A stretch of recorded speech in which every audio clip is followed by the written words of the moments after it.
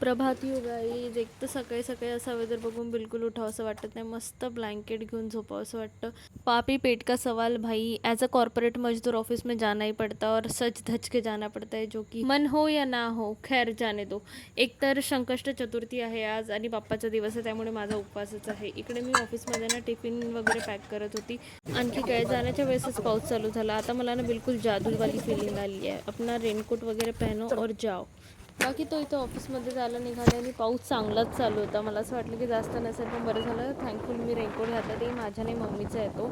ऑफिसमध्ये मी पोहोचली, पण आज काय नाही, जास्त कामं नव्हते. इतकं बोर होत होतं. काल ते एवढे कामं होते की श्वास घ्यायला पण वेळ नव्हता आणि डबा खायला पण. आणि आज इतकं हळू दिवस गेला. एक एक मिनटं माझं ना असं वाटत होतं एक एक तासासारखं आहे. आणि तुम्ही नोटीस केलं असणार तर पहिले तुम्हाला व्हिडिओजमध्ये चहा दिसायचे, आता तुम्हाला सध्या ग्रीन टी दिसतंय.